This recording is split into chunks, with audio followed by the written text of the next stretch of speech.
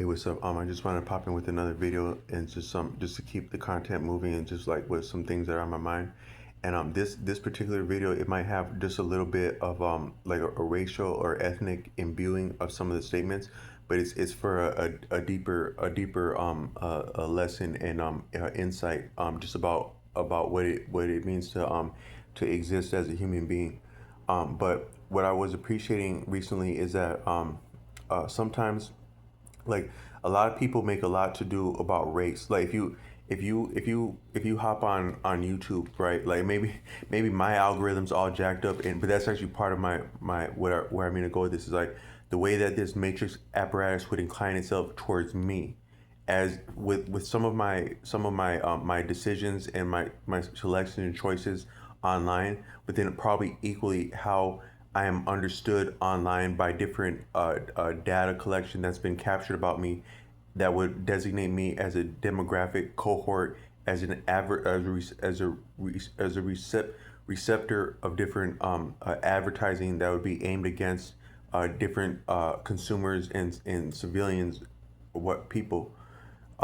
My for lack of a better word, identity, as I understand my own identity, but also as my identity is understood by the matrix apparatus itself, as it would understand my identity and my understanding of the matrix apparatus, understanding my identity, and then also my understanding of other users of the matrix, understanding of my identity within the matrix, all can be appreciated by the matrix, probably not sophisticated in different, like when you're talking about algorithm. So a lot of people would say algorithm quite fluently, but might not know exactly what the dynamics you're referring to with something like an algorithm. Likely it's the type of way I'm speaking at the beginning of this video, and even racial and ethnic considerations or dynamics, like I'm gonna that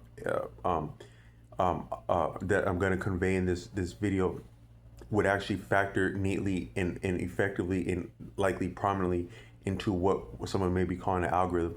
So like a lot of people, like you, if you come on with a video that has racial implications or concepts or undertones, that would sound asinine and frankly egregious. But it wouldn't sound egregious to talk about like algorithms or like traction or like social media metrics and dynamics and pull and power and the lucrative aspect of that. But all that likely would be front and center within a lot of that, as it's understood to a programmer, would likely race and ethnicity would probably be bluntly within that, and it wouldn't be it wouldn't even be a moral consideration. It'd be a lucrative consideration. But that's now. But I think going past, before the matrix apparatus, which I'm referring to the World.Wide Web loosely and crudely, and maybe cliche as the matrix, as one of the worst, but also just simply still accurate cliche, is the matrix. I think the word matrix, that refers to like a womb, like a mother's womb. So like under the care of a mother. So like the matrix can be appreciated as like a lot of kids fighting for attention within their mother's within like a litter, or like the clutch of a mother of some kind, or just like the nursery of a mother. So like the matrix is like a really big old mean old sexy dangerous wicked horrible fun enlightening educational what have you, useful pragmatic, convenient, damaging, horrible, damning nursery, when you're saying matrix. So another word would be the nursery. But the nursery had been racist, it appears, or at least is familiar with and versed around with human beings, which are a lot of, or human beings are racially and ethnically conscious. So for the matrix to get the most out of, to the matrix is about power, first in the first, second, and third place, in the first and last place and present place. The matrix is about power for the sake of power, and that's amoral. That it's not immoral or moral, and both immorality immorality and morality factor into and are play into what is amoral, but it is transcendent when something is completely utter, when something is completely congruent unto its purpose, in the understanding of its purpose, the expression of its purpose, and the intent of its purpose, and also the effect and success of its purpose with challenge within that, it becomes transcendent. Because a lot of things you can appreciate the rule or the dynamic that you're engaging. You can actually appreciate it by the exception to that, and the exception reinforces, if anything, the actual the rule or the insight. If it had been accurate, that's a like a that's a high degree, that's a high level of appreciation. If you can appreciate that the exception proves the rule, and likely that's one thing that you hear that said. Some things you hear your whole life, but it actually takes a certain point of maturity to where you are actually familiar, comfortable, aware of, and fluent with the concept. And one of the higher tiers, maybe even of anything, any discipline of education that you would be interested in or take up, science, medicine, art, what have you, that can be available at different seats of learning, both formal and informal. When you really get to the higher tier of that, if you're a real adept, the word master is a little bit chauvinistic in different ways, in limiting and therefore not of mastery. But if you were to really become an adept and versed with a subject, convincingly, fluently, and effectively, you one of the higher tiers and points in high points of your learning, the actual degree of your learning, a degree of your learning, the higher degree. If you appreciate degree as like a circle, a complete circle, being when you're saying degree, you're more so saying how much of a complete understanding have you attained, the degree of which is the amount of the circle. So how big of a pie of understanding do you have? The latter, to really completely complete the circle is when you're offering original understanding in that subject, which to offer an original insight, idea, even invention, it's still from a standpoint and a little bit limited. But that you were to do so originally, with like maybe creativity and insight, as had not been that had not been completely derived from a source before.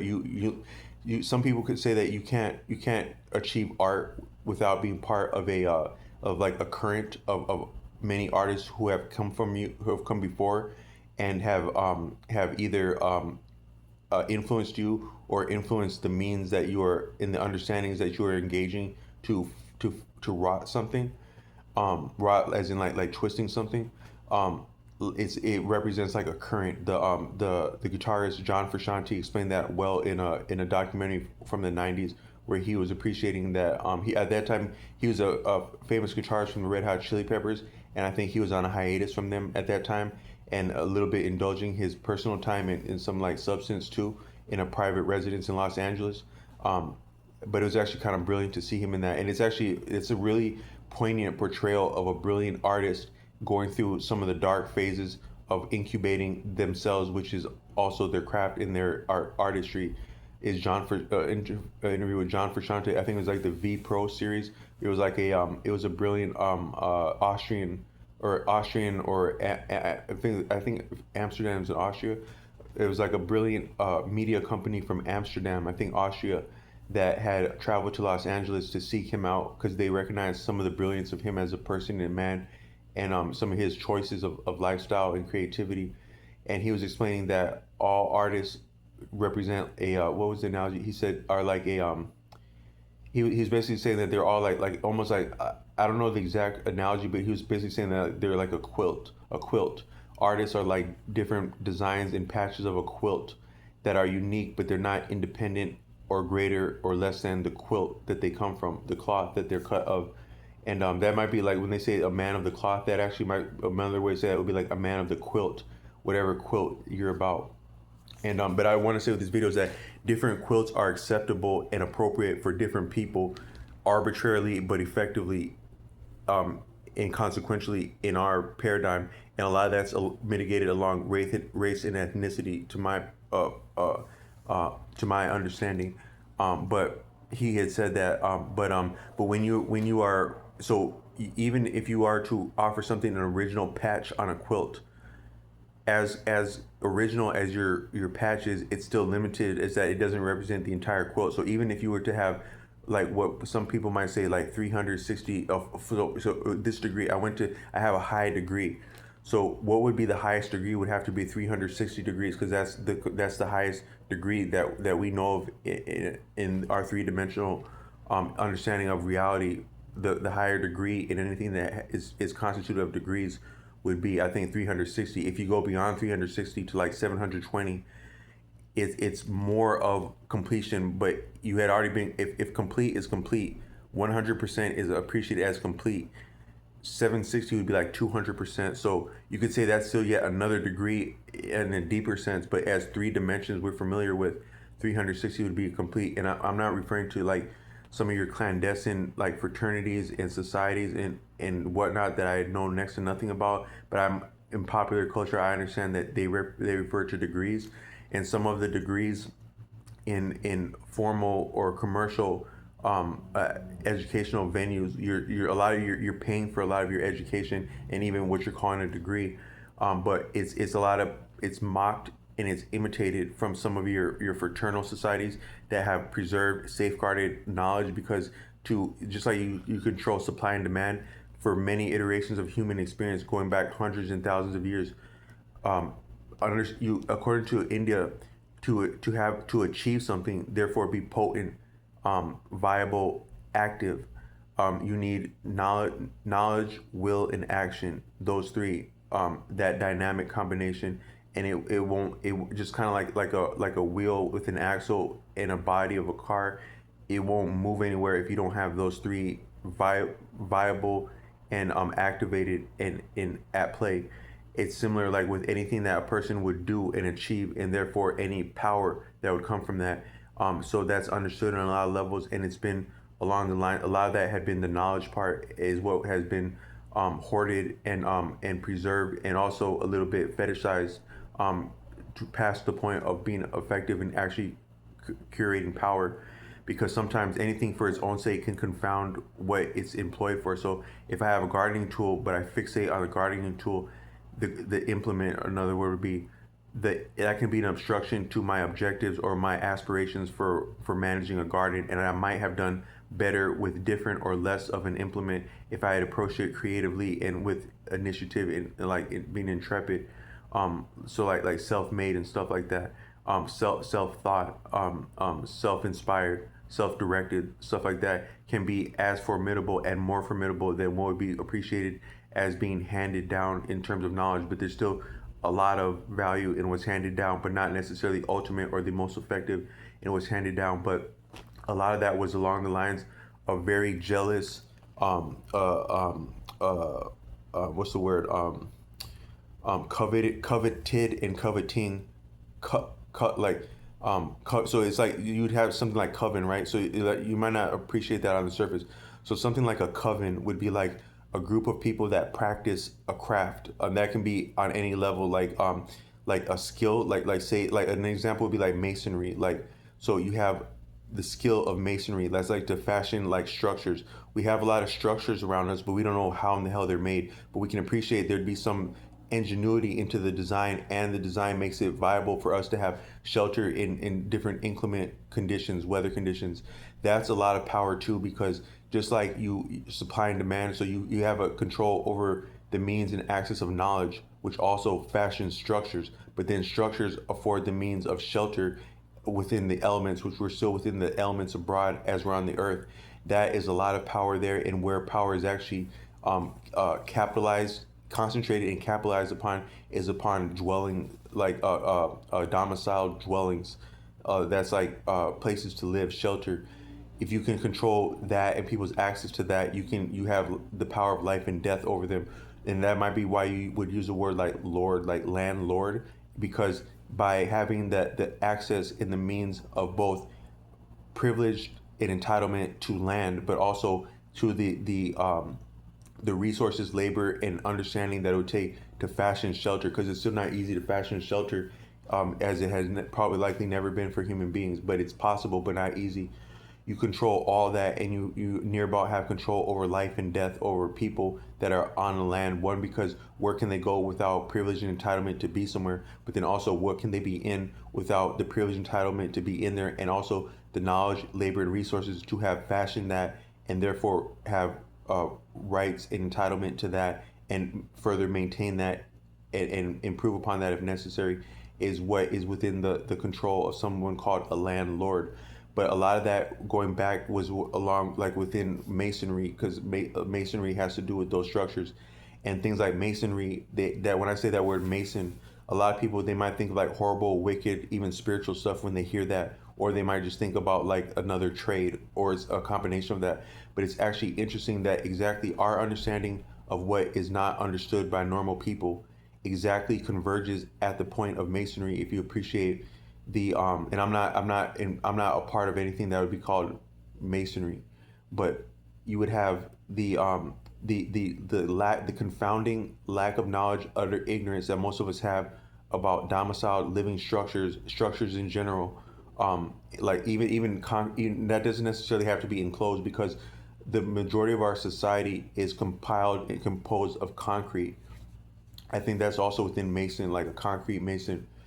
And so a lot of things are not where are you going without a road that works? But what are you also doing without different stuff that gets up and down roads, or has gotten up and down roads? That's mitigated along the lines of road making, and that is concrete. But also our structures are, and most people are completely confounded about that. But then that amounts to a lot of power and capital. But then other degrees of understanding that are not necessarily directly tied to that, but are still tied to finance and the access to the privileged access to understanding that can be accomplished and accessed by means of finance and holding and standing, that would come from something like a facility around masonry. Some of that other sublime stuff would also be appreciated and falls within what's appreciated as masonry. For most people, we can imagine that if some this and that is masonry, so it likely has like a professional aspect of that, in that it would be some high level of skill, and also a network of people that are versed in that, but then also other understanding that is an expression of entitlement and privilege, and being privy to, that would be available to a person that is constituted of a cohort like that. And some of that other stuff can go into what would not be, it would not be expedient to share with the broad general society, because if it were, some of that understanding, a lot of that being history actually, the deeper of which, maybe the most sublime of which being history, what was understood historically and currently within history and also as history, were someone to understand that the actual arrangement of power and privilege and access to power and privilege that sustains our current paradigm and reality as is living, enjoyment of living, but also living outcomes, and the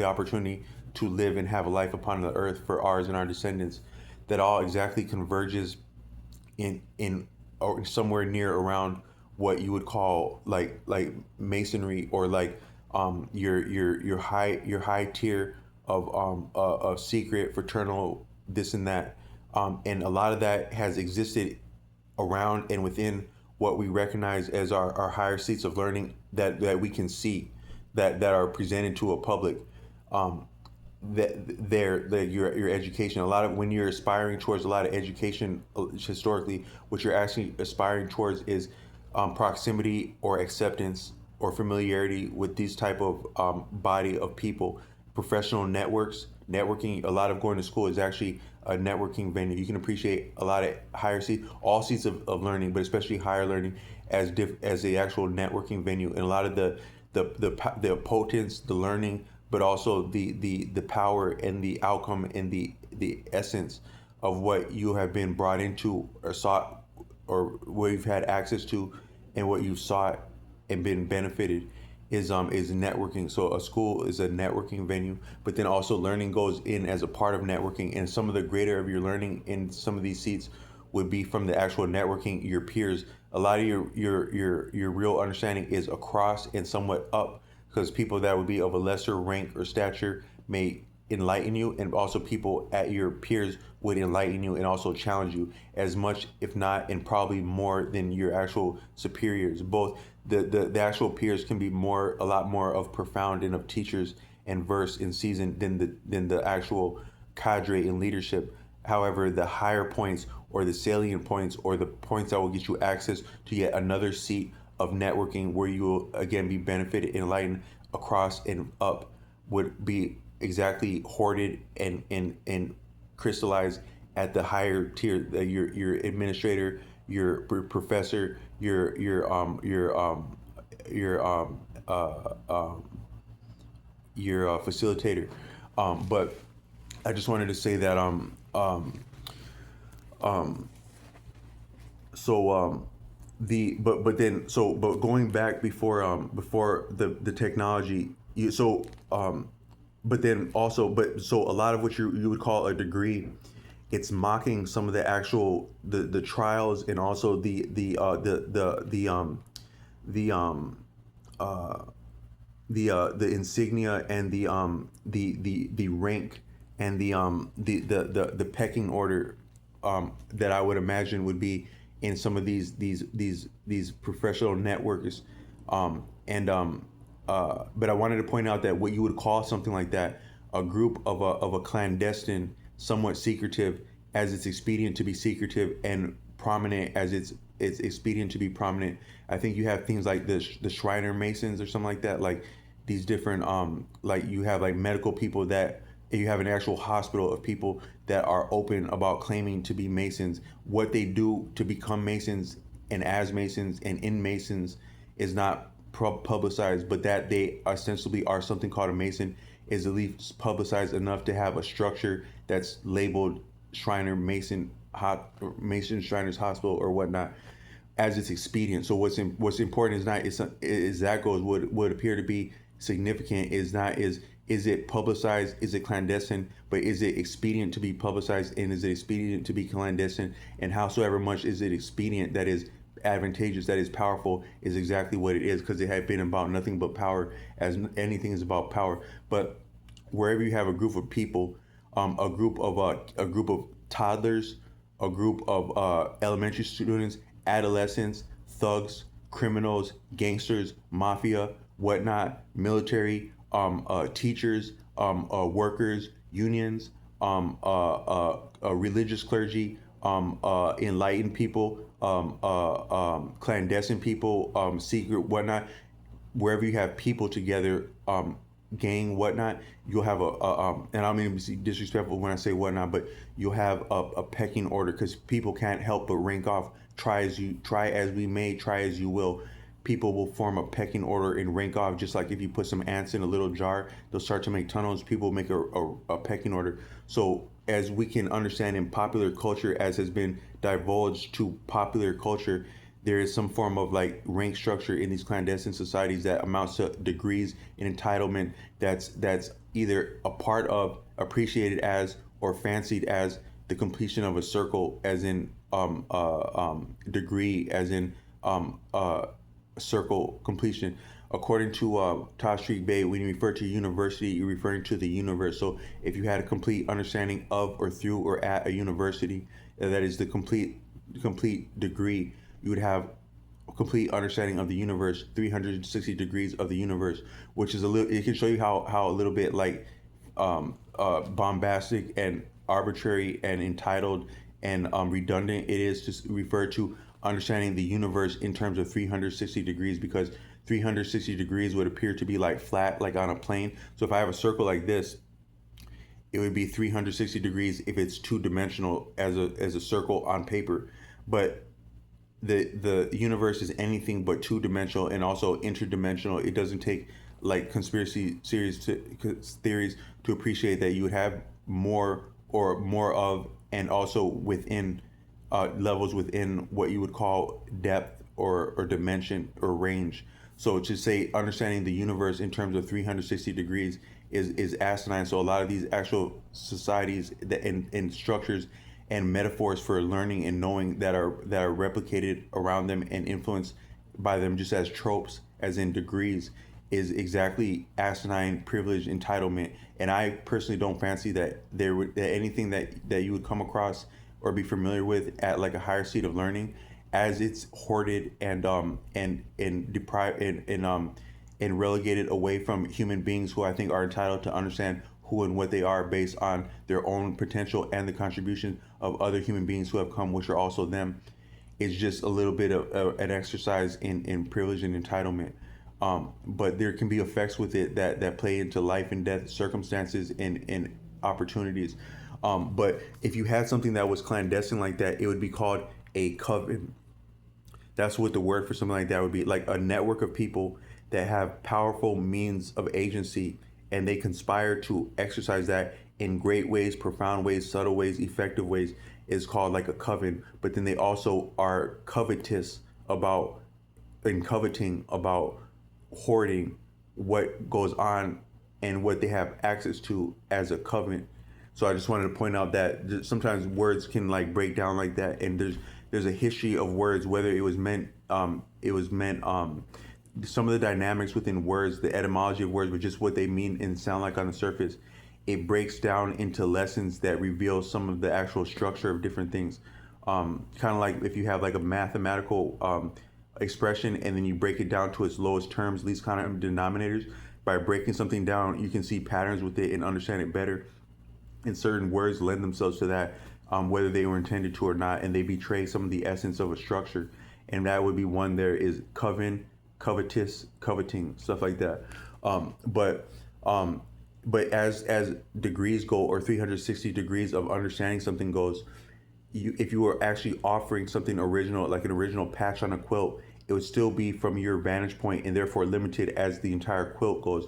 So 360 degrees of knowledge, complete understanding, might just simply be to offer original or just offer value within something. When you completely understand something is when you can offer unique value from it, but more so within it and toward it and as it would be to understand something. And the higher point of that, if not the highest point of that, as least as can be appreciated in terms of preconceived ideas, that is concepts, the command of concept, that is what you're expressing when you say a degree, would be to appreciate that the exception proves the rule. So whatever a rule is, whatever can be achieved that's different than the rule, but is not also different than the rule and more so reinforces the rule, is the exception proves the rule. And at that point you have you have actually transcended the rule. At that point you understand something when you transcend it. When are you fully trained? When you get past your training and dispense with your training, but not after having went through the training, is when you are trained in something and therefore actually exactly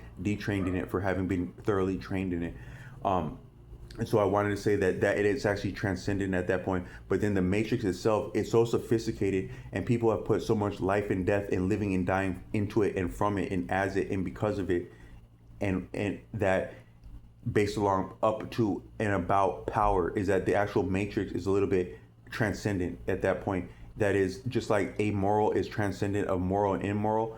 The matrix, as it's about power, is almost transcendent of power. That is the standpoint of identity. Even so, so privilege, entitlement, that is power, is mitigated, expressed, and enjoyed, and denied, and deprived along the lines of identity. Specifically, what in the matrix for you or any member of the matrix is more important than identity? How may you interact with the matrix, succeed in the matrix, and also not be punished in the matrix, except for and as and including and especially about your identity had been the fundamental unit. But then even the matrix itself is a little bit transcendent of identity in that it's about power for its own sake. So you get up to enjoy and appreciate power as the most powerful person in the world would have the technically most privileged, entitled, or just at least advantageous identity, or also anonymity can also be a form of identity. Some combination of your expressed identity and or your anonymity, and the what you have made of yourself, what you can make of yourself, what you have done with yourself, what has been done to you, but also what you can do. The most powerful position would be along the lines of identity. And obviously we may not know who that person's identity is that would be at that exact apex of that, but there would likely be something of that or similar to that as human beings form a power structure as any group. But the thing is that all things are connected, according to Gerald Salenti. Also, all people, also all groups. So, as all groups are formed of a hierarchy power structure or a hierarchy pecking order that we've experienced as humans to this point, to my understanding, they're all yet connected. So, there would have to be an apex at some point. That apex, it might be necessitated or constituted exactly as a function of anonymity versus identity, but it's still identity for being anonymity as a form of identity. But that would actually be, and it would be more enjoyable and also potent for not being publicized. But whatever that apex or nearby that apex may be, we wouldn't know. But it would be some form of identity. You actually can't. So if you had control of, or you possessed or owned or possessed of the actual full force and potence of what you're calling the matrix, or the what I'm calling the nursery, but the matrix, that is the application and experience of expressing a person's interest and inclination and passion and joy and fun is power. It would be the most advantageous or the strong suited identity, but the matrix itself as a composite is yet beyond transcendent and can dispense with identity. So power is about identity is so power is about identity, but then if therefore power is identity, identity is about power, which is not about identity. So and it so they would say the greatest, the Lord is not a respecter of persons. That's on the sublime side. But the negative aspect, which all things have a positive and a negative, and are therefore, and all things are all things, and are therefore also positive and negative. The negative aspect of that would be like power, privilege, imperialism would be like the system of that. The system of power is imperialism. I think that's the closest way to express that. It's a complex structure of nepotism, not necessarily nepotism as heritability goes, but nepotism of association, because your heritability, that is your family member constituents, what's significant about them being your family, whether you are, even as you identify with them for being someone being your blood or kin or friend or relative, whatnot, what's significant about that is the association.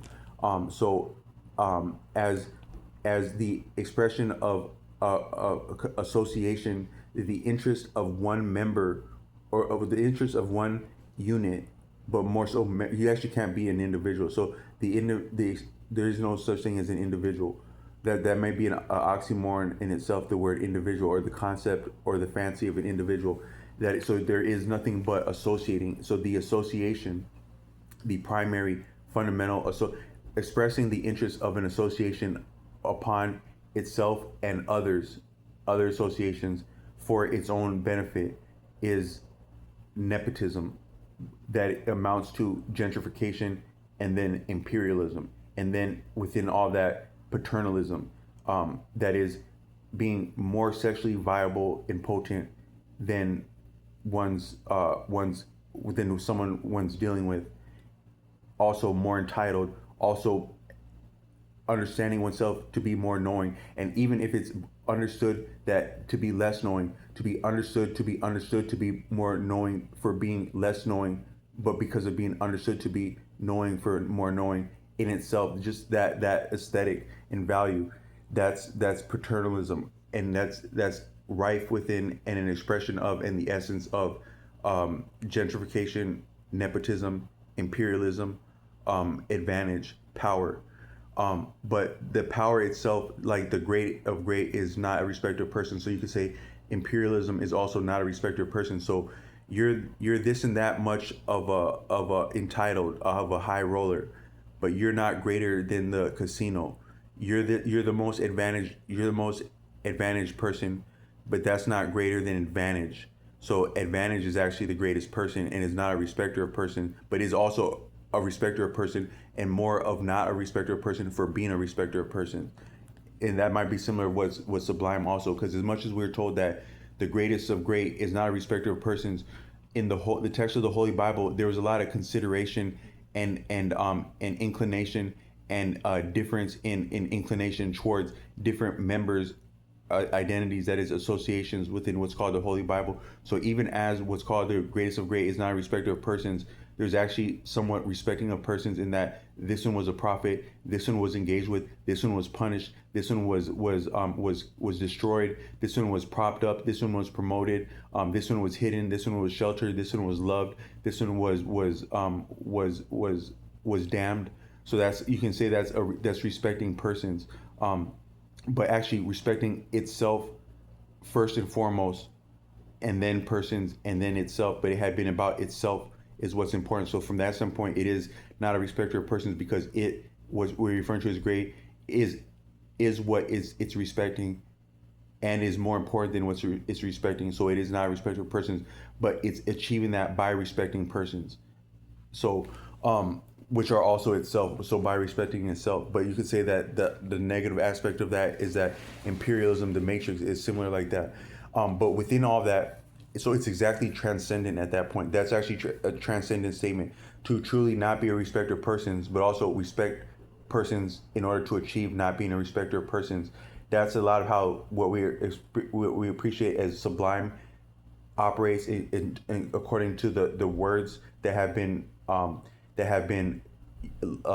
leveled and poeticized and psalmed towards it, and also reasoned and philosophized towards it, but also that have been somehow tolerated for being directed towards it, is what the word is. And when I say the word, I'm not necessarily saying the Christian scriptures, but just the different scriptures that have been leveled, and also the sermons based on them that have been tolerated by this existence. They would amount to what we know of as what we're referring to with those descriptions in those scriptures, in those sermons, in those lessons, in that praise and worship. And from that standpoint, it's appreciated as not a respecter of persons, but also respecting different persons in order to achieve the objectives of not being a respecter of persons.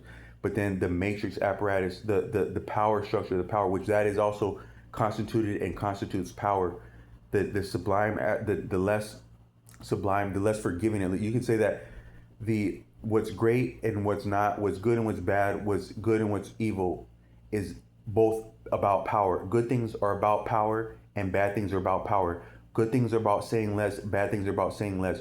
Good things are about looking cool, bad things are about looking cool. Good things are about doing good, and bad things are about doing good, at least good unto oneself. How that the different protocol within that, but more so mercies and leniencies and blessings, well, the more so the leniencies and the forgiving and the mercy within that is might be the only difference between good or bad. So the only difference between good and bad, both are about power, and power is amoral. But ostensibly, what's good has a capacity to forgive and understand. What's good has a capacity to understand, that is, be humble. Bad has the capacity to understand, that is, be humble. Good has the inclination to forgive. That may be the only difference between good and bad, is actually in forgiving. So the matrix apparatus is built upon and stems from people that have been blessed by what is called good, enough to have the access to the matrix apparatus, the benefits of it, and just the opportunity of living. But the difference is that the matrix apparatus, by and large, is unforgiving, and as it forgives grudgingly and to an extent. But we're taught that what's great forgives wholly, totally, and ungrudgingly. But a lot of people. I want to talk a little bit about a lot of what is constituted as the matrix, and different actors and agents within the matrix that create the effect of the matrix, and some of its potence and power over resources in the first place, but also human beings, which are appreciated by it as resources and amount to resources, and appreciate it for appreciating them as resources. Human beings that are under and affected and within, and therefore still under the matrix, they are impressed with the near godlike effects and expression and experience of what's called a matrix. But that is exactly what's sought by the matrix, is to first be appreciated as, then act as, and then again be appreciated as similar to, and but not the same as what's great, but also being greater for being similar to, but not greater than what's great. So sometimes you'll hear like a commercial, and they'll have, that's a little bit about how chauvinism and privilege and some of your ethnicity and racial constructs go, is that part of what's popularized and accepted as endemic to a particular constituent as a group, an association, but also a identifiable expression of a group, like ethnicity and race, is something of being near godlike or less than godlike, but also being great for being near godlike, not being God. Because were someone to actually be God, or especially if someone were to think themselves God, that would not be tolerated. But not only would that not be tolerated, but it wouldn't actually look good and sexy to actually think. Because if you were to actually see God, God wouldn't necessarily be sexy, even though we wouldn't have any experience of ourselves and therefore sex without what has been inspired and made available by what's called God. But if you can appreciate seeing God, it wouldn't necessarily be sexy. It would be so thorough and congruent and therefore transcended that it would be past what we would call sexy. But you wouldn't instinctually or appreciably, without experiencing that, expect that to be sexy. But something that's near godlike but still less than godlike, that is still capable of not forgiving. But so you're near about as potent and powerful as what is great and also is inclined to forgive. But you yourself have taken the step down from that, where you actually don't take on the, you don't actually just don't call yourself God.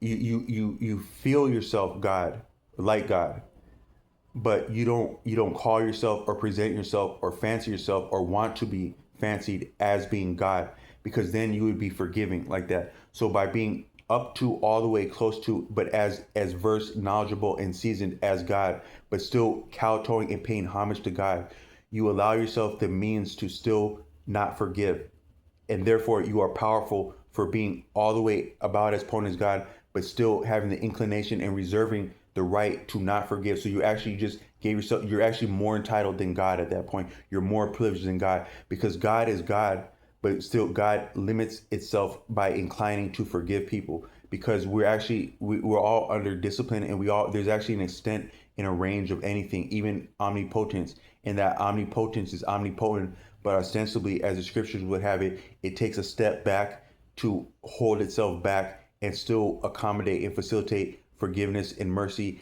that amounts to the respect that is necessary to afford agency and free will to its members, which are also itself. So it respects itself by allowing itself mercy that is a free will.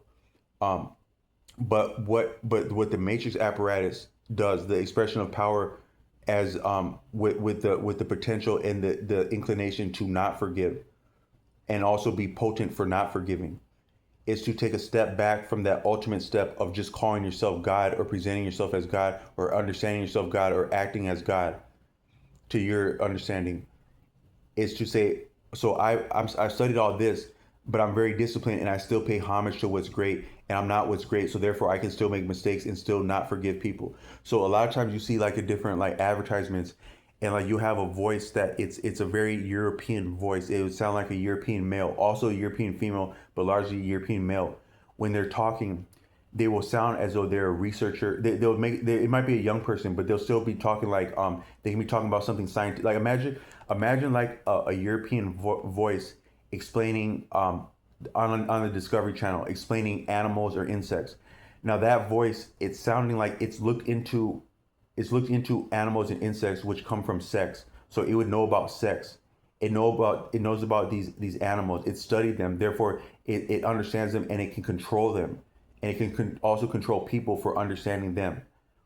But it's not presenting itself as though this is God talking. This is a man talking. But it's a man that's so educated, seasoned, enlightened, has such a degree of knowledge, a scope of knowledge, near about 360 degrees of knowledge, but not 300. So it's not presenting that. So this person talks to this voice that you can't see, what you can perceive as the effect, the advertising effect of it, advertising for race and ethnicity, is within different advertising and media, is that this person has a hell of a lot of degree of knowledge, a lot of degrees.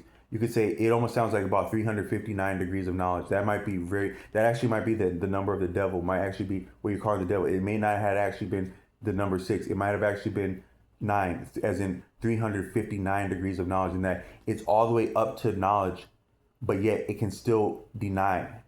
And therefore it's like a little, so you actually gave yourself an extra degree, because we're at 360 degrees, it would be enlightening, sublime, but also kind and forgiving if you're that enlightened.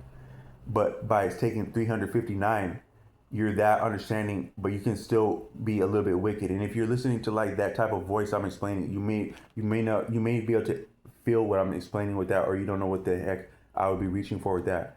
That type of that dynamic, that tone is a near about, it feels like 359 degrees, because it knows a lot. That's a lot of knowing. But you can also hear a little bit of wickedness, like, yeah, I know this much, but I also have the power and entitlement and privilege that comes with knowing this much, and I'm comfortable and I reserve the right to exercise that power for my interests that also may include a beyond and above and confound your interests, that is, say no to you. So I know this much, but I can still tell you no, and therefore I'm a little bit more potent than. So I've actually achieved the effect of that, in the experience of that, the application of that,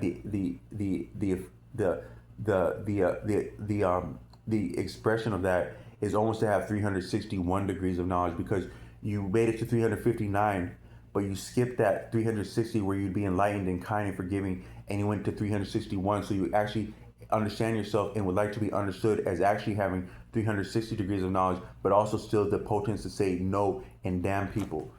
So what is it? What's the value? So a lot of people want to be like more and more like being God, right? But if we're being honest, if we're being more and more like being God, what's the fun and the power and the sexiness of being God if you can't damn people? So a lot of people are exactly looking for the aesthetic of still being able to damn people, but still to really have a full grasp of a concept or a field, um, or even the entire expression of power, the power structure. You get to that point, and you are at that point when you can recognize that the exception proves the rule. That is when you have transcendence. That is when you have, so perfect congruence is the exception proves the rule. That is congruence with incongruence. That is almost interdimensional. That is transcendent. That is potence par excellence. And from that standpoint, it's also amoral. And all of that is exactly the standpoint of the actual matrix apparatus that is about power and is effectively about power, is that it could care it does not, it's not concerned with the morality of what works as power goes. And part of that is to appreciate that human beings are preoccupied and conscious of race and ethnicity. So race and ethnicity likely features neatly, prominently, and unabashedly into whatever designs and calculus would go into the structure and the application of what we call the matrix, that I'm calling the nursery. And that would be exactly in and upon and predicated, if near about, on race and ethnicity, but not only race and ethnicity, but concept of race and ethnicity, and one's own, and the concept of a user, but also of the matrix and other users, which are the matrix, understanding, and that person's understanding of that former understanding and lack thereof appreciates how it amounts to how may be appreciated of a person as a member of the matrix. That's in our current digital paradigm. But before that, it might have been similar, just as advertising and social engineering goes, and the organization and structure of society goes way back in near recent to further expressions of human reality. The matrix may be actually the oldest thing. How old is the nursery? How old is the nursery? How long have human beings been having some form of nursery? Wherever you have young people together that are cared for and cared about, and amount to like a form of like leverage and like in property, because really we appreciate the people that we love and our loved ones as property, if we're being honest. And property is the standing to access and be respected for having access to privilege going way back. So actually, nurseries may actually be a form of ancient form of property, in that one that would have people who are in a nursery or have importance around a nursery as women and children are usually deemed respect more important than any other member. That's very ancient, perhaps. So nurseries of different kinds are probably very ancient, but also lucrative as far as standing in a community, and therefore access and expression of privilege go, and therefore entitlement, and therefore rank, and therefore outcome, positive and otherwise. But within the more sophisticated iteration with the digital, you a lot of that's mitigated along algorithms, and it's probably exactly predicated on race and ethnicity. But that's also because that's how the human mind is functioning, is in the habit of functioning for having function like that. So that's why I want to say that just to have a conversation that discusses race and ethnicity on the surface, it's not necessarily mean spirited or egregious, or not ethical or humane, just in terms of understanding our experience in the what's called the matrix, which has overlaid the earth and human reality. But that might actually not be new. Just if you take that going way back, nurseries and implications of what can create and what sustain and what can amount to and from nurseries, that is our standing in life as we've been reared. That is not necessarily new, but is very consequential, and it would likely have implications of race and ethnicity going way back, since we've always had been constituted as different race and ethnicities, and the collaboration of that, the contrast of that, the conflict of that amounts to living, dying, loving, suffering, enjoying the experience of human beings. Because human beings are similar. You're similar to what you're next to and who you're with, whoever you live with. You become similar to that, but you also intermingle with that, and you also have infighting that forces you to disperse, which causes you to land upon other groups, and then that's actually very kind of healthy landing into other groups, because it vitalizes, it shifts things, it makes things exactly heterogeneous and homogeneous. So what's like you, your family, your ethnicity, your race, your background, that's homogeneous to you. It's not very distinguishable, any part of that or member of that, the one from the other. What's different from you, diverse from you, is heterogeneous, and so you actually need a degree of heterogeneity and homogeneity to make life viable. Because you can't, two organisms that are completely the same, that is the same genetic stock, cannot reproduce without, or cannot associate and reproduce and function while being completely similar. Even if you had a group of say you have a group of all girls or all guys, they can do a lot being similar, but there's a limitation to what they can do. Because if you had a group of all guys that can near about take over the world, if they stay as that group all guys, they can't actually reproduce like that. So you would actually need diversity, that is another species, that is another sex, to come into that group to make it viable to promulgate itself. That's an example of how heterogeneity and homogeneity are both necessary. But it's also similar as ethnicity goes, and social background goes, and race goes, and actually living organism, genus, and species go, is that you need a degree of similarity to be complementary and correspond enough, and have enough reciprocity to be viable. You need some homogeneity from that, but you also need a discrepancy in diversity and a challenge in a germ. That is, a male can be appreciated as a germ. I've heard that in other texts or other video copy. That has been appreciated as being male. So you actually need, and they say that all of life, all of humans are fundamentally female. That is the X chromosome. Female is XX, that's completely female, but a male is XY, that's some, but also likely mostly and largely female. I would appreciate that, but still homogeneous. So if the entire existence, all living beings are in essence and still feminine, that's homogeneity. So you actually would need a germ to upset that and make life viable. That might be what a male is. The Y is actually another spelling of germ. That is discrepancy, shortcoming, challenge. So the male challenges, that is, infects, germinates with a female, and life becomes viable from that. So that's what is required, demanded, and necessitated, and constitutes living, I think. But then, but within that, you would have the expression and the experience of race and ethnicity a lot within that. A better word for that would just be family. a better word, a better concept than race and ethnicity is family. So what I've appreciated is that sometimes we know that family members look similar, but I think also and also can behave similar and have similar propensities, strong suits, and shortcomings. Family members are like that across generations, like from father to son, but also from brother to brother, maybe even brother to sister, but especially like brother to brother or father to son, mother to daughter, daughter to daughter.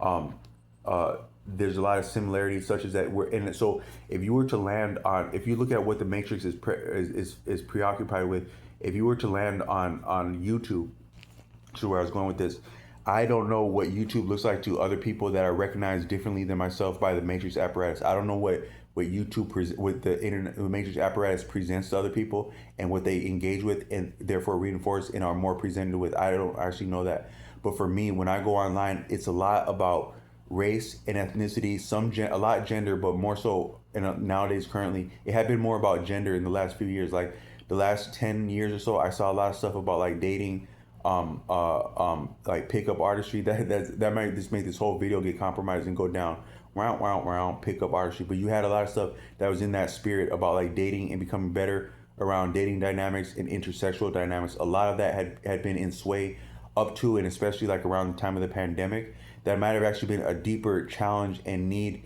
and indication of what was going on with human beings as the birth rate goes and what's viable and possible for dating would be reflected in the decisions and tastes, and then also what's presented and appreciated by the Matrix.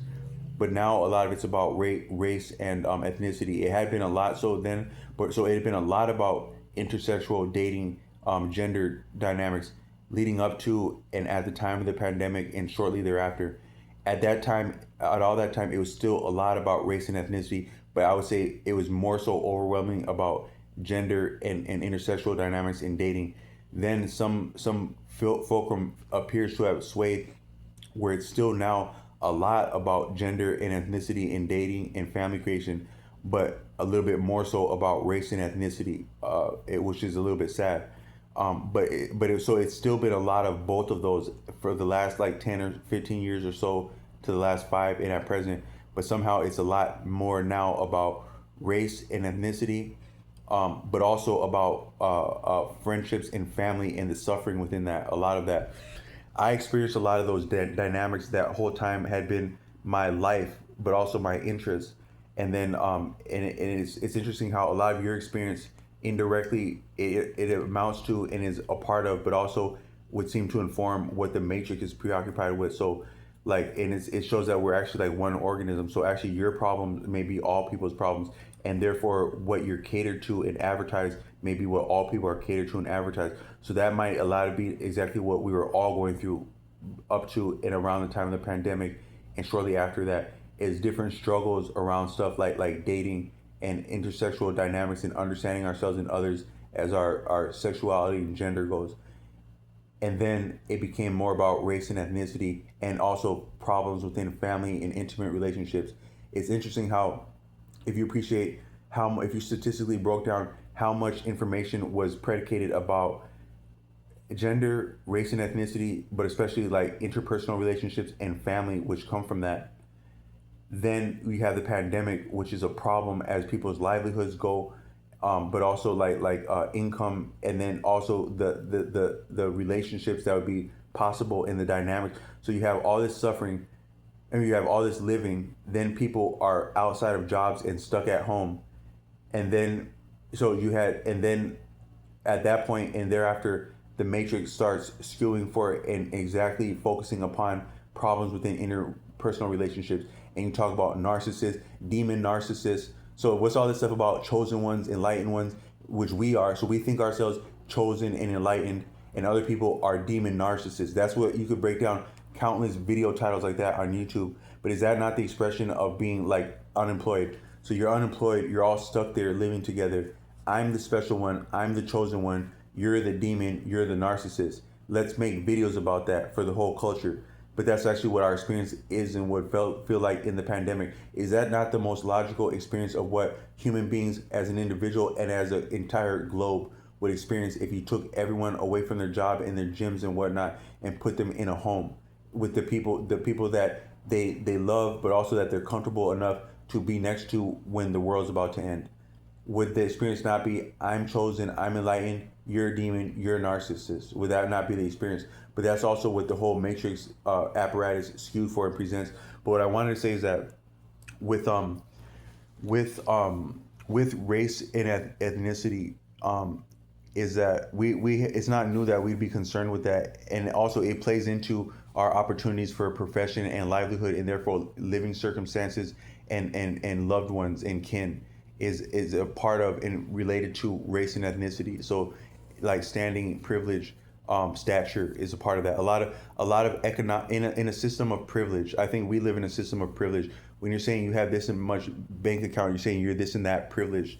In a system of privilege, the fundamental, the actual application and metric and mode of a tearing off the experience of and within a system of privilege and therefore entitlement is stature. And when I was saying that nurseries have always been important, likely you having a member in a nursery, you being in a nursery, or you being attendant of or not appreciated by a nursery in a human society would amount to your stature.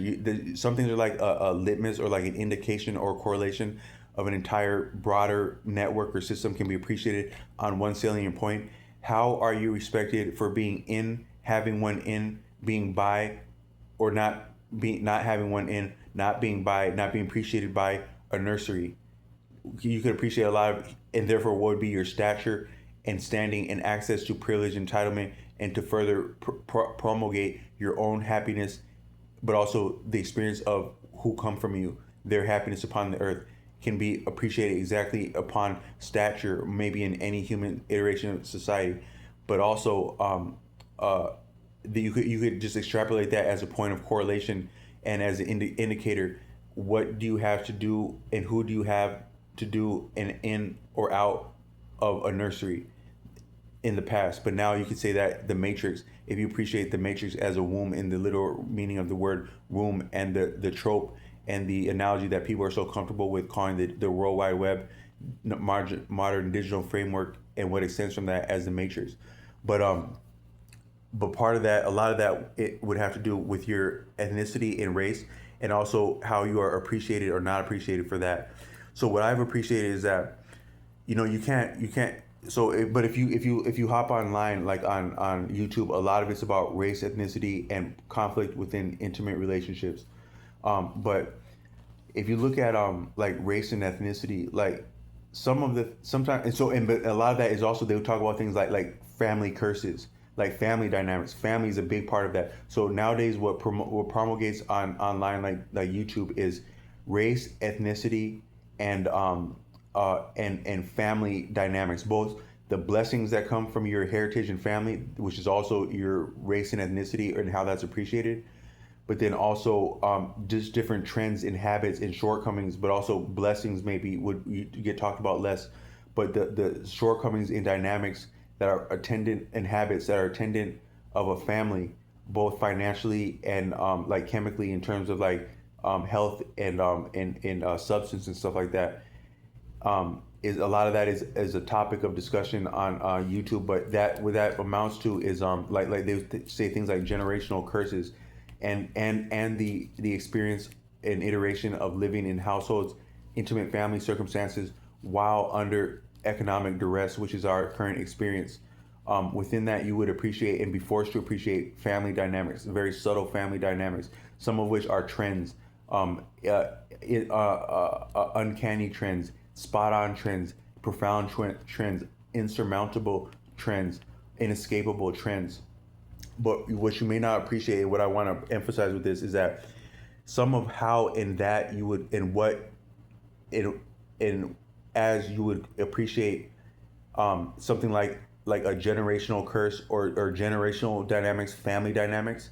What you may not appreciate is that what is profound about your family is that you are your family. You are all people. So all things exist on a range and a spectrum. On the deepest sense, I think a lot of people that would watch this, would appreciate yourself maybe as being more spiritual than religious, but it's still being spiritual and somewhat religious for being spiritual, even though you're not paying homage to or associating with outright spirit or religious body or doctrine or a school of thought. But you would appreciate yourself as by and large spiritual, but something of religious for being spiritual. Most people would, and um, and so from that point, you would maybe appreciate to a different degree that all things are connected, and that on a deeper level that we are one another. The deeper level would be to appreciate that we are one another, but the superficial level would be just that things are connected and working together. But even if things are working together, are connected, and we are one another and all people, there'd be a range of that. So we are all people, but we are more similar to some people. So we are more near related, akin, um, uh, uh, to what to some things. So we are akin to all people and things, but we are more recently akin to some than others. And those that are more recently akin to us would have more stark, prominent similarity to us. So we are actually all people, and it's interesting when you talk to anyone, you don't appreciate how you actually are that person going way back, but also how much contact you've had recently. You're more clearly a lot of that person. So sometimes you take people who are in love, like people who have been in love, long-term relationships, happy relationships, stable relationships, or at least vital and viable relationships, whether toxic or not, for a long time, and you'll be surprised if you think you're looking at the same person. Sometimes people get to looking like the same person. That's significant. One is that you're eating a lot of the same things, you're doing a lot of the same things. So from that standpoint, you are a lot of the same person because you had this and that many dinners together. That those animals that and plants that you ate at those dinners, a lot of time were the same animal. So both of you just ordered the steak at the restaurant. That steak came from the same cow. So from that point, you are actually, your body is the same person because you actually ate the same food. That's a lot of your family in general, your community, your family, your family at least. You guys were sharing meals. A lot of people may not appreciate what's so significant about sharing meals. Some people say that if you've ever shared a meal with someone, they're your friend, and if you go against them, you're bogus for that. That might be deeper than it would seem because likely if you're sharing a meal, there's a potential that you actually shared the same carcass or animal or source of food. So from that standpoint, at least a part of your body as it's constituted of that particular meal you ate or that trend of meals that you ate, it's actually the same organism that you both ate and that you both are. So you're actually connected like that. That's part of a very small part of how and why you could look a lot of someone like you've lived with and loved for a long time. Yeah, both of you just ate. Both of you just drink a whole bunch of milkshake, and both of you are farting right now. Or so both of you just ate a whole bunch of greasy food, and both of your skin looks a certain way for eating that food, stuff like that. Or both of you just drank that health elixir that rejuvenates the skin. Now both of your skin looks similar like that. But then also just having that much contact with a person, very subtle thing, because all of our body is not just what we see on the surface. When you get to making love with someone, all that connects with you towards that person is not just what you appreciate as your physical body, as in what's the word for that, your bodily fluids. Your bodily fluids is not all of what you exchange in contact and lovemaking, which does not have to be relegated or limited to lovemaking, is the contact. When you're contacting a person, engaging a person, spending time with a person in a person's life, you don't have to be in a person's life to be in a person's life. Even people that you work with or work for or around can be in your life. But when you're having contact, you're exchanging and sharing and swapping way, way deeper, but still part of what will be bodily fluids. Um, it's deep like that, but that's how you rub off and become just like another person and actually become another person. But then as intimate relationships go, but especially like family, when you've actually come from the same genetic stock, that is recent kinship. So we could say you're kindred to all people and things. Like, so how many animals are there that don't have two eyes just like us? So we're at least a kin on some level like that, and a nose and a mouth and a tongue and ears. A lot of different animals have like that, but we resemble and act like and have affinity with who and what we're more recently akin to. That'd be like our more recent expressions of rebirthing ourselves. So your actual family, like your brother, sister, cousin, aunt, uncle, grandfather, great grandfather, stuff like that. A lot of you are looking very similar, thinking very similar, being very similar, because you are very similar and are actually one person. So you're all people, but you're not all people, and they're you, but they're not all of you. That's all people, but your next of kin, your close of kin, your recent of kin are more on many different sophisticated levels, more of the things and closer to the things that have made you you. So sometimes if you look at pictures of yourself, you are actually the same person as your family, your nuclear family and extended family, different degrees of that, but you actually are the same person. Not exactly the same, which exact might be similar to perfect, which is it might be that might be a very anthropomorphic statement and ideal when you say exact like that, just like perfect, but in very profound ways, you're the same person as the people that you are from and are therefore genetically, but also have been living with, both with and for having a genetic similar heritage, but also having a heritage in life and living, in suffering, enjoying, and living and dying close together. So that might be what's difficult to transcend about your ancestors. It's not necessarily that family like intergenerational dynamics are so sophisticated. You're just actually the same person. So that's what's so sophisticated and difficult to transcend. How the hell do you get away from yourself if you are yourself, and if your family is still yourself? So but some of it is very profound, and there's some trends within that, and some things that can be appreciated within that is that some things are a lot like a trend both within families and ethnic groups, and then races, which are still ethnic groups and families coming back. So sometimes like you'll see a person, like I noticed this traveling recently, is that um, sometimes you see a person from a region, right? And they'll be of a certain ethnicity, but they are very similar to people of that ethnicity broadly, but especially of that ethnicity in that region. So there's someone I was at a hospital with, like a Caucasian man.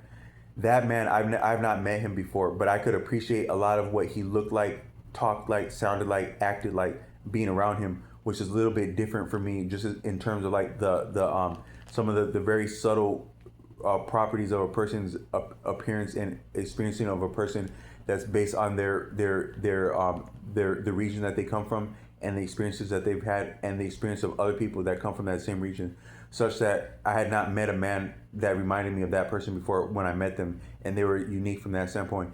Then I'm in the community a few days later, I meet another Caucasian person, and that person reminded me a lot of that person, such as I thought it might have been the same person. They may come from a similar genetic stock in that they're of the same ethnicity in a similar region, but also they would have been having experiences with a lot of the same people being from that region, and their experiences, what they present of themselves. A lot of your personality is handed to you according to Osho. So a lot of the personality that they're, first of all, they may have a similarity in genetic um, uh, inheritance, it just being from some of the same gene pools, that would be like people that would be like in, you just call it a race, but you wouldn't just call it a sex group, as in a lot of people that are similar to each other and therefore have sex with each other, and they have families that look like one another because they're from similar sex gangs. So another word for race might be a sex gang. But you have people like from similar sex gangs, or people that would be accepted into the same sex gangs, and they're looking similar because they're having sex together. You would appreciate a family as mom, dad, sister, brother, but your family can be way more and way less, but still profoundly um, uh, interrelated and configurated as a racial construct goes, as a sex gang goes. But then you'd have a lot of overlapping and similarity, maybe some redundancies, maybe some blessings that would come from being constituted as a part of a sex gang, but also that sex gang being in a region. Then the different members of that sex gang and other sex gangs would hand you and render you an identity, and you would engage with that identity and be bolstered and reinforced, and also challenged and punished for what you do that's appropriate for your appearance and expression of being a person within what you're tolerated for being with a from a certain sex gang, ethnicity, race. But then, so you have just, you can see where I'm going, is that would render you as a very unique, profound personality that's part of your appearance, but not the same as your appearance. is your who you are, but also who you are informs some of your appearance. To where you meet people of a region, in that those people may look and act and be unique for being from a region, but also they look and act and resemble other people of a similar constituent that are constituted and constituted similarly. That it is very similar like that, to where you think you just met the same person twice, or some of the same person twice. But then that person that was at that I met that person at a hospital. There was another So I met a person at a hospital, what you call Caucasian, and a few days later, I met another person Caucasian in the neighborhood walking a baby with a stroller that reminded me a lot of that man.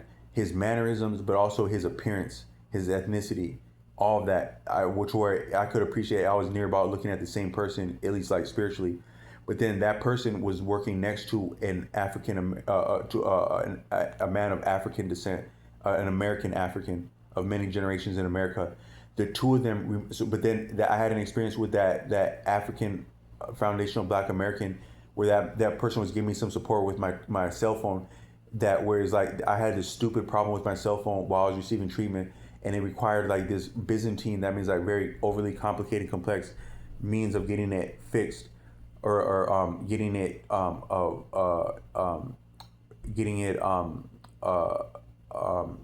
activated. And he could appreciate how redundant and Byzantine and arbitrary that process was, and it became a puzzle to him, where he wanted to help me, not only because he wanted to help me, because he wanted to solve the problem. Like how do you actually get that stupid thing turned on with all the stuff they're doing? So he was very kind, but also he was just like a lot of a man, where that a lot of men, maybe women too, but a lot of males that I've known, they can't sit next to or stomach a problem indefinitely, because they have to resolve a problem. According to some of the information that proliferated online going back, there's some things that are very that are very unique, or that are very endemic. Another word for like that similarity to like people ethnically but also socially from a region would be like what's endemic. That goes with like disease and virus, but also like behavior and socializing, and in genetic inheritance, is that it's endemic to an area. So that this Caucasian man, I appreciated, was unique, me coming to an area. Another person I walked past in experience just for a moment, reminded me a lot of them. That person that I had not met to that point, but then having met that person at the hospital reminded me of that person. Their ethnicity, their sex game, and also their personality, which is handed to them in the region and tolerated and celebrated, maybe or not, for being from a region that is endemic to that region. But then that person that helped me, that was foundational Black American, he did not necessarily overtly resemble the man that was Caucasian, but a lot of his personality. When I experienced the person that was Caucasian, when the other person was not working one day, that person reminded me a lot of him, and I could hear his mannerisms and his tone and his expression in the Caucasian person. That makes sense, just that they'd spent that much time together, but also their personality as being from a region is endemic to that region. Both the Caucasian iteration and the foundational Black American iteration, as it's present in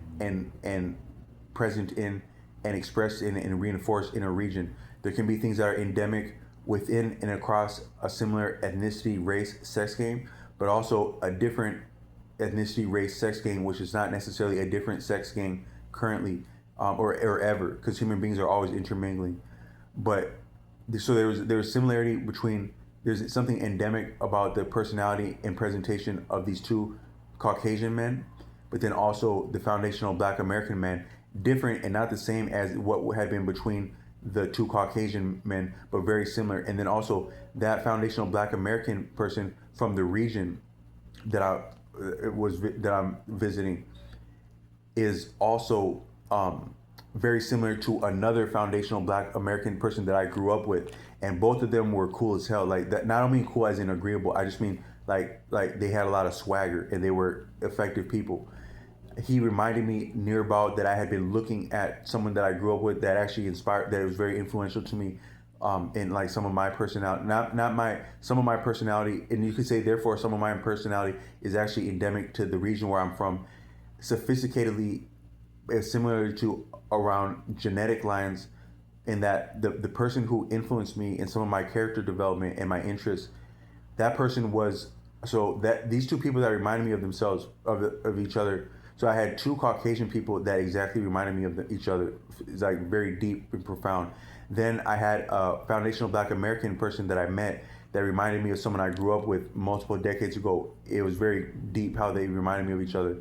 The one that I met now was a little bit more heavy set, but the one in the past was more athletic. But they were both very similar, both in terms of their appearance, some of the features of their appearance, but more so their behavior and their mind frame. Then me myself, I'm biracial, so I have Caucasian ancestry as much, and maybe just barely a little bit more than I have African ancestry, just because my African parent has a little bit of my African parent has a little bit of European ancestry. Therefore, my European ancestor is a little bit. I have a little bit more European ancestry from that standpoint. However, both my African and European direct and further down ancestors are exactly African in the first place. As they say, we're all African, so I have nothing but African ancestry in the strictest sense.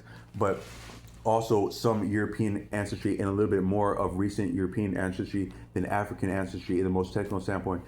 But that these two foundational Black American men would remind me of each other, but also I have experience of living and being inspired by and impressed by the latter one, of which that I knew several decades ago.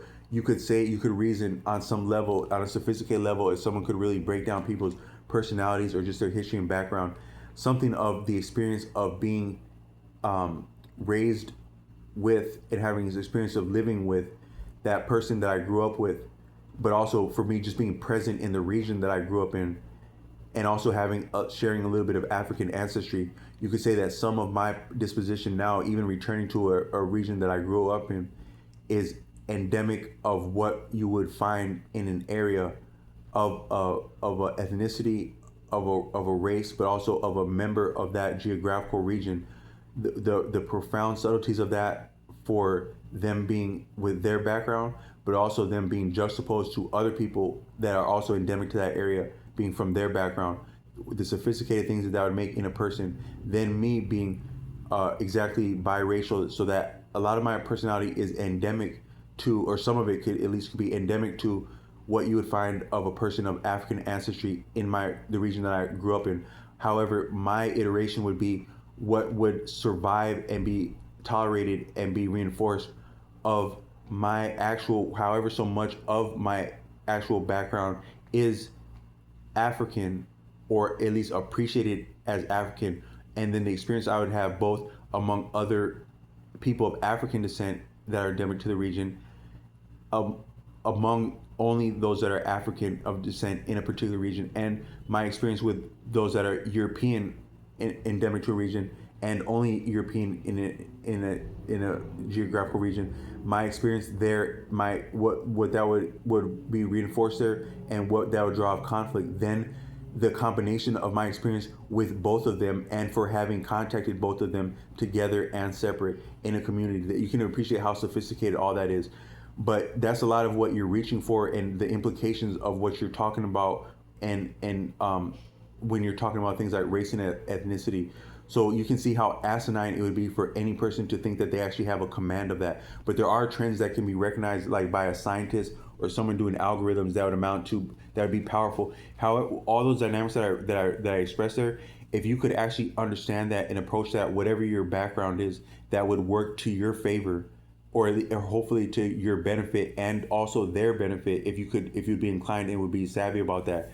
That wouldn't necessarily be a bad thing to be versed with that. So some people, some people that have done a lot of living, I have some people, you'll notice, like people that have done a lot of living, they know what you can expect from different people in a different area, whether or not there's a racial component to that. They know if you go to this side of town at this time of day, you may experience this. You may experience this type of person there, both genetically, culturally, but also socially. What type of miscreant may you meet there? What type of outstanding person may you meet there, in any range in that, and how might that play out for you? That's what a versed person of living could appreciate.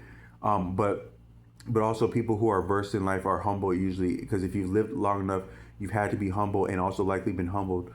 So I just want to say that according to Arthur Avalon, the only person who could really enunciate and appreciate what's called karma. I think that sometimes karma can be confounding and troubling and problematic as a term as it's appropriated into Western society and understanding from another culture, in that when we appropriate it, we likely imbue it and understand it and take it as a different meaning than it traditionally and essentially has been and does.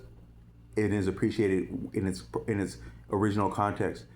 Our context of the word karma is a secondary context and not necessarily completely falsifiable, but different. But according to Arthur Avalon, who is also adopted into intellectually and a guest within the some of the tradition and understanding of India, even some of his appreciation of the word karma from that standpoint can be a little bit adulterated and appropriated,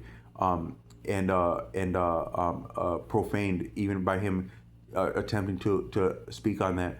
He said that you would have to be, it's appreciated that you'd have to be enlightened to be truly competent and versed in what's called karma. But the reason I said it might be redundant when appropriate is that we imbue it with a moral component as though being good and bad. When you say karma, a lot of times you know that means very profound and consequential, but you more so appreciate it with a moral lens, and that may limit your understanding of what you're reaching for with that word. But the most succinct that I am aware of to express that would be just be imminent cause and effect. Causes that are locked in and effects that are locked in, and causes that are locked in because effects that are locked in and are on the way and cannot be abated. They can be delayed but not abated. What's at play in cause and effect, but they can also be approved upon and worsened by further play within what's already at play, would be cause and effect. But according to my taste, to my current understanding, but to Arthur, and then you would also have a little bit of blessings, mercies, but also damnations and violence, that being that along the lines of timing, that would also be in decision making, that also be a part of the favor that would come from different beneficial and not beneficial choices that are made towards oneself and others, which are oneself, within the causes at play that are called karma, that can amount to different experiences of timing that would be grace's mercy, but also punishment and damnation and circumstance, fortunate and unfortunate. But according to Arthur Avalon, you could not express anything, come anywhere close to expressing or understanding or appreciating what's called karma without having first and therefore being enlightened to express that. But I think similar would be, and a part of that would be just to enunciate respectfully and tactfully and tastefully what's race and ethnicity. You could not reach for that or articulate that humanely and inspiringly and sexy without being near about enlightened. And I'm not saying I'm all the way there, but that's the spirit that I would want to enter a conversation like this, and that all people are beautiful, all people are essential, and this reality is not viable without each one of us being exactly who and what we are, and it's not as sexy without each of us being at our best and our worst, which is still it, to make life real. And so what's the best thing, but what's also all things and all people is real. So we're all real, really, when we get to that point of recognizing that we're all real, and we're all one another. But there's different nuance and sophistication and dynamics at play. Not dynamics, but there's different causes at play that are us and our experience, and appreciating those causes and some of the effects of the causes, which can be sublime but also painful and damning, and afford the opportunity and also confiscate the opportunity of life and death. That some of that's mitigated upon and within what's called race and ethnicity, and I just wanted to enunciate some of that with this, but then also say that if you appreciate that some of those dynamics about what I said about what it actually is to have different sexual groups, race groups, ethnicity groups, and then what's endemic within that, both like maybe as far as like people that are born from that, disease that comes from that, experience that comes from that.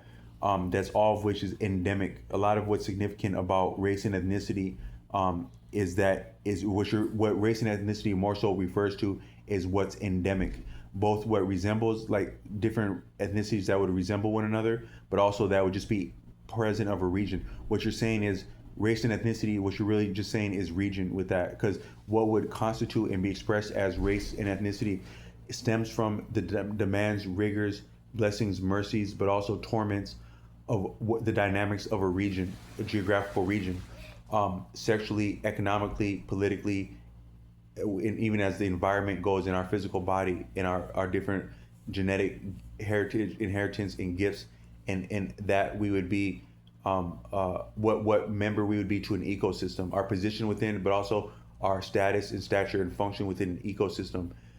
That is what our race and ethnicity is, and our family dynamic and inheritance and heirloom and blessings and whatnot. Heirloom is like the things that you inherit, that you come by way of your family. But all that can be appreciated just simply regional and endemic, different regional. So when you're talking about these different issues, race, ethnicity, but then also like family dynamics and the experience of intimate relationships, what you're really reaching for and addressing is regional dynamics and the interplay about that, both from local and abroad.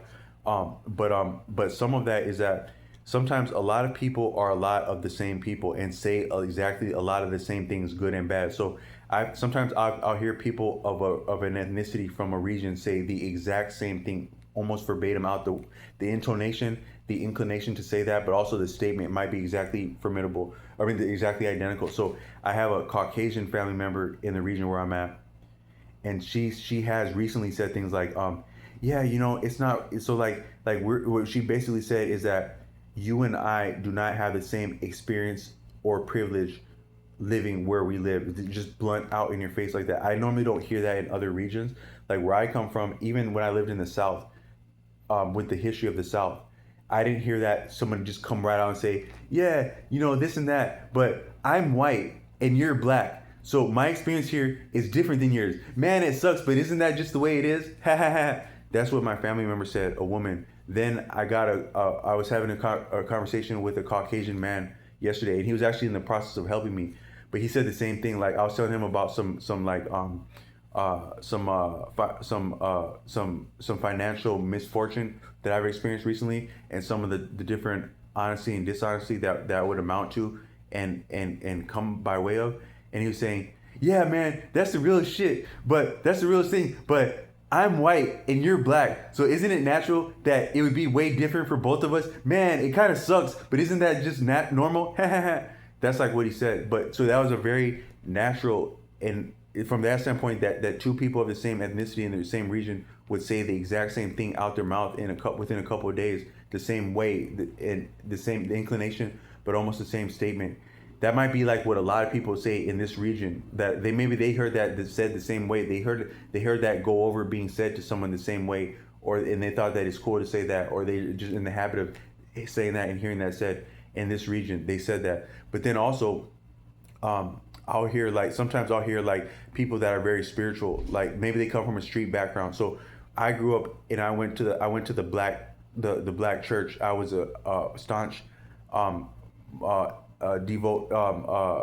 votive of the that means like when you choose to be a member of a body of like learning or of faith, you're a votive. So you're all similar to like a conscript or like an initiate or like someone that you won over. Like sometimes, like in a lot of Christian settings, they'll say like we're to win souls, but what they really mean is that they get you to convert. So they've converted people. When they're winning souls, they're converting people. So someone who's been converted is a votive. Whether you think that's cool or not, whether that sounds cool or not. So I was a votive in the black church, part of some of the recruitment of the family of a close friend, but also who was also part of a community that also had representation of recruitment from the black church directly and indirectly, that some of which was paid for, like in terms of like different roles, like people's incomes that came by serving youth, but also attending places that would be attended and frequented by youth, no less in high schools, and promoting faith that would, if a person engaged with that, would lead all the way back to the church and therefore be conscripts or converts of the church. Even children can be targeted for conscription to a church. If you appreciate youth advocacy, whether or not that's working in their best interest, it's still intentional, and there's an economic incentive both in the people that are subsidized to recruit and advocate for and ostensibly benefit youth, but then also the people that are employed at a larger faith body that a youth may attend if they go all the way forward with allowing themselves to be influenced and persuaded by someone that would be present and public and also paid to do that. But when I'd be in these settings, like the faith settings, there'd be like a lot of people from like a reformed street background that would have the intonations in the vernacular and the mannerisms, a lot of what would be endemic to like an actual, like a person from the street, if not also a street criminal. A lot of their intonations, but also the things that are interesting to them or that are real to them would be like from a street background. So actually their expressions and their statements and their understanding of something, even like faith, you cannot isolate that from your actual background. So a lot of what you would experience like in a black church, in churches in general, but in a black church, there would be a large component of that would be the actual membership. And a lot of the membership is recruited of people who have been reformed from like a street background. Some of that is just that if you're from a marginalized community with some of the economic realities that would attend the Black American experience, some of that would force you into, or just make you be forced to be familiar with, or have lived around an area that would be supported by an area that would be attended by crime. Just because of actually some of the social engineering that I referenced and reached for at the beginning of this video with the modern paradigm, but going back, the redlining, that would be the redlining of career, but also accommodations that are also possible because of a career and livelihood. A lot of that would force and demand and exactly engineer some of the shortcomings and the deprivation and the realities and circumstance that would be attended by and constituted by and within and around crime and as crime.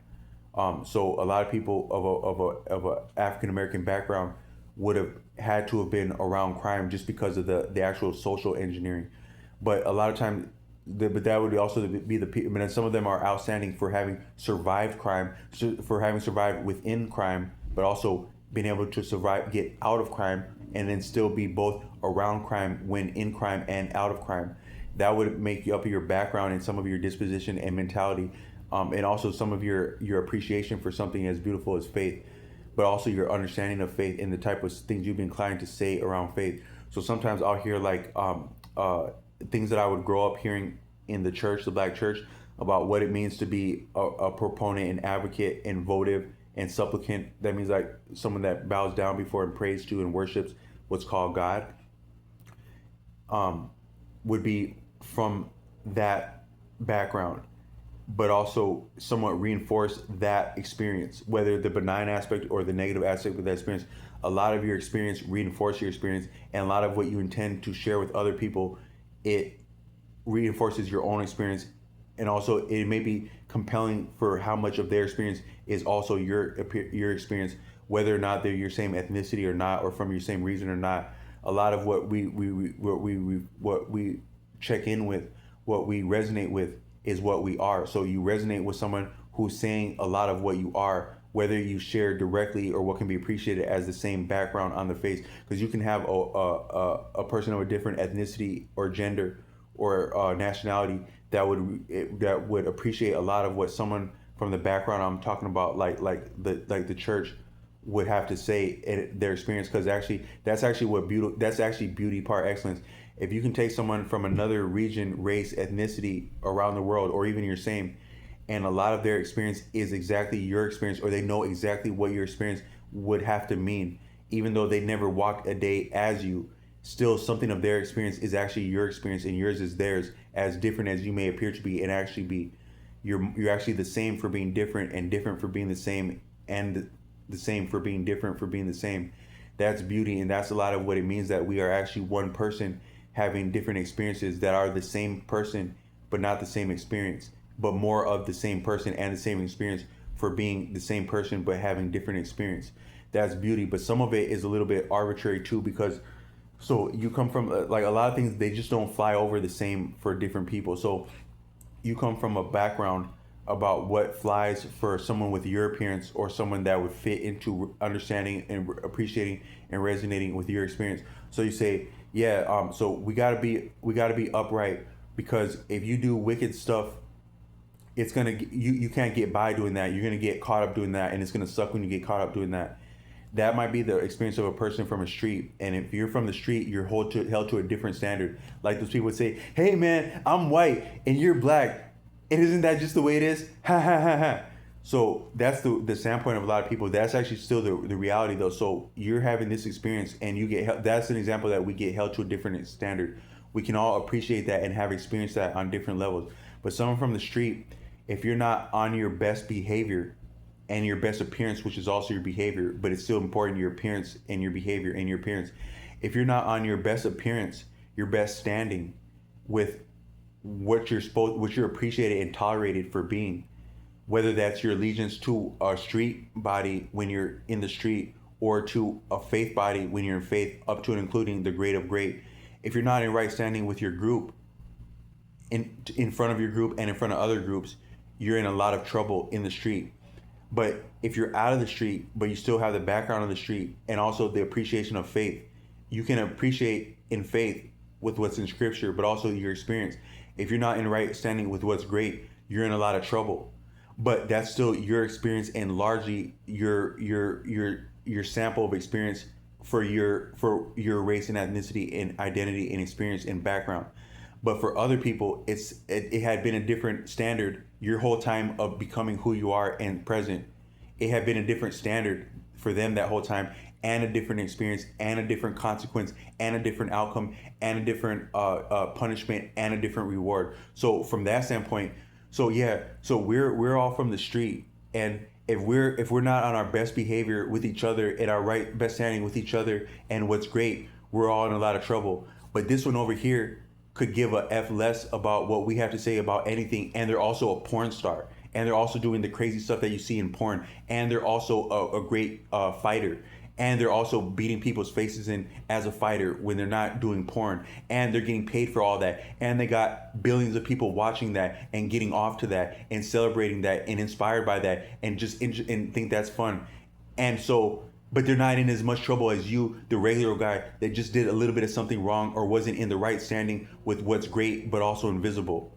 So you can see the contrast in that. So are they getting in as much? So they had 1 billion people. They had 2 billion people watch them do something crazy for and in front of someone's face, whether that person participated or not, enjoyed it or not, but likely enjoyed it, and people enjoyed it for them enjoying that, them doing that in front of someone's face, to someone's face, with someone's face, in front of 1 billion people's faces, and getting paid like that and celebrated like that, low key. And it's more real when it's low key. But you, the regular old guy, you had the wrong color of shirt when you walked down the street, and someone nearby tried to kill you because you had the wrong color of shirt on. That's how much trouble you got in. But if you had been in the right standing, it was great. You might have actually had a priest robe on, so you wouldn't have gotten in as much trouble, and it would have been better because you wouldn't have got as much trouble because you would have been right in front of what's great. But what's right for you is don't even wear the wrong effing color, or you're about to die right now today. And that's okay, because you wouldn't have been right in the standing with what's great because you had the wrong color shirt. But this one did this and that in that one's face, and so for that one's face, to that one's face, with that one's face, and their own face, in front of this many faces, and it's celebrated and okay, and it's sexy, and it's rock and roll, and it's porn. So, and are they gonna die? And I don't mean to be like violent about it, because I'll sound like, is he okay? But I mean, are they gonna get as much trouble for that as you got for wearing the wrong colored shirt? Likely not on the street level, but in the ultimate level with what's great. So the great one, the invisible one, did he want your life to be that hard that you've actually been chastised for the last this many, near about at least one, if not more decades? You've actually been chastised, but you had on the wrong color shirt and almost died for it different times. But you survived that because you were okay with what's great. But it's also okay that with what's great that you barely survived that, because it needed for you to barely survive that for being okay with what's great, but being nearly not okay for being okay with what's great, but not seeming like okay with what's great. It's how much trouble you got in because you weren't being protected by what's great, because you weren't on the right standing with what's great, even though you've been more or less by and large chastised, but you almost died that time. But this other one did that crazy stuff that could have got them like some kind of sexually transmitted disease, that a deeper form of suffering than it's really deep how deep the suffering can be, like if you appreciate a sexually transmitted disease. But all I'm trying to say is that rock and roll isn't the same thing for everyone's, from every single seat at a sporting event or at a rock and roll concert is not the same vantage point and maybe experience as every other seat there. But it's all rock and roll we can appreciate. So all I'm saying is that, like, for all that we appreciate as our background, what flies for us, what doesn't fly for us, what we get punished for, it is not the same as another person's experience of a different ethnicity and background and status and standing and privilege, stature and privilege. That's among human beings on the street, but is that the same among What's Great? Does What's Great want porn for porn stars and crazy stuff for people from the hood? Is that what the case is? Is that intended by nature? Is that appreciated by nature? It would appear to be validated by nature because that's what the experience is and is tolerated is. But is that intended by nature? So for a lion to choke out and murder a deer in front of its family and rip it to pieces, gut it, that's okay for a lion. If you do that as a human being, for someone that would mean you about as much violence as a lion would mean you, but also intentionally and preemptively, a person would mean you that.